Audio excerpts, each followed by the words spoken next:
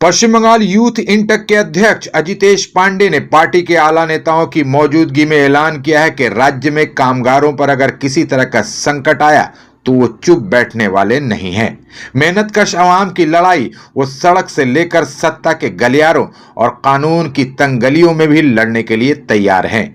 Youth INTUC और food and drinks workers federation के सालाना सम्मेलन को संबोधित करते हुए अजितेश पांडे ने कहा कि मौजूदा वक्त में स्विगी, जोमेटो, ओला, उबेर जैसी कई ऑनलाइन कंपनियां काम कर रही हैं जहां हजारों लोग काम करते हैं। इन कंपनियों में काम करने वाले लोगों की सुरक्षा या फिर अधिकार के नाम पर पूरी तरह से उपेक्षा की जाती है।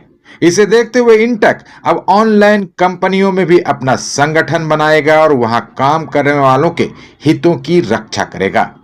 पश्चिम बंगाल यूथ इंटक और food and drinks worker federation का सालाना सम्मेलन प्रदेश कांग्रेस मुख्यालय विधान भवन में आयोजित हुआ।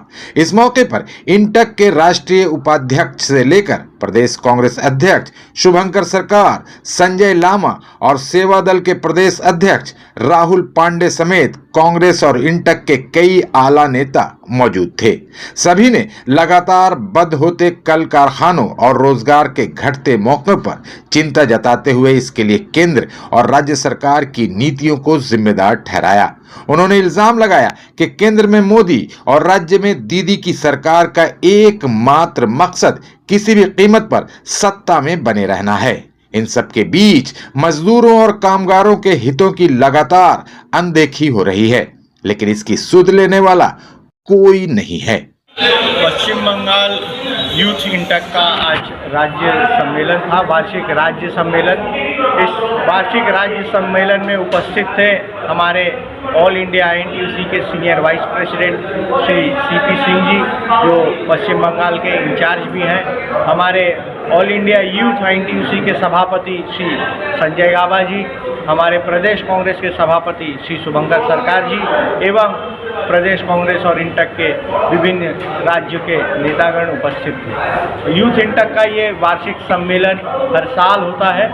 इस साल इस सम्मेलन में विभिन्न यूनिट के हमारे फैक्ट्री के वर्कर उपस्थित होते हैं, जहां हम लोग श्रमिकों के बारे में बात रखते हैं, सामने क्या पॉलिसीज आ रही हैं, जिस प्रकार से आज केंद्र सरकार श्रमिकों पे वार कर रहा है, अपना जिस प्रकार से लेबर पॉलिसीज़ को ले आया जा रहा है, कैपिटलिस्ट गवर्नमेंट ये जो बन रही है, उनके खिलाफ हम लोग आवाज़ मजबूत करेंगे।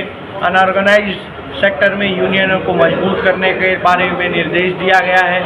Gig and platform digital worker जो आज के दिन में तेज़ी से बढ़ते जा रहे हैं, उनको ऑर्गेनाइज करने के बारे में हम लोगों ने आज चर्चा किया और इन्हीं सब चर्चाओं के बीच में हमारे सब गेस्ट उपस्थित हैं। हमारे वर्कर से हम लोगों ने यही बात किया और आने वाले दिन में इंटक और भी मजबूती से लेबर के मूवमेंट में अपना आवाज़ बढ़ाएगा और अपने संगठन को काम करने वाला मजदूर होगा, क्लार्क होगा, ऑफिशियल एम्प्लॉय होगा, तभी तो उधर से आवाज़ उठेगा। बंगाल का आज स्थिति ऐसा हालत है कि बंगाल में कांग्रेस का जमाना चला गया,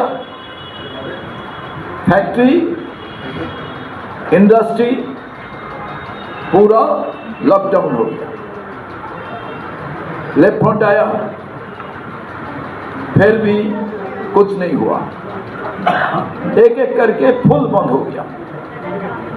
तृणमूल कांग्रेस आया, एक कारखाना में मल्टी स्टोरेज बिल्डिंग बन गया।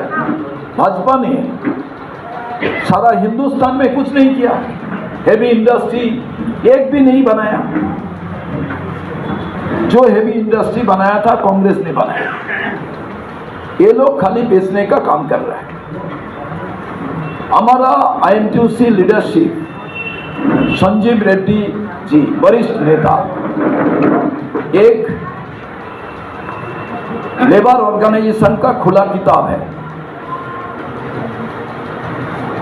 उनका जो नॉलेज है वो नॉलेज लेके उनका जो एसोसिएट्स है जैसा सिंह जी, गब्बा जी और हमारा स्टेट से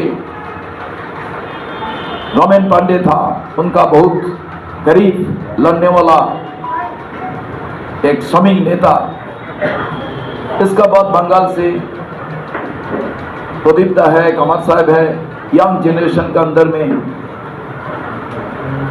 अजितेश है। धन्यवाद देता हूँ यूथ इंटक को देखिए, इंटक का मुख्य रूप से 3 विंग काम करता है। एक जो इंटक है मेन बॉडी, दूसरा यूथ इंटक है, तीसरा महिला इंटक है। ये 3 इंटक है और तीनों में एक कोऑर्डिनेशन समन्वय के साथ साथ जो प्रदेश कांग्रेस कमेटी है उसके साथ भी समन्वय बहुत आवश्यक है। और वो करीब करीब कई राज्यों में इधर हम लोगों ने बनाया है।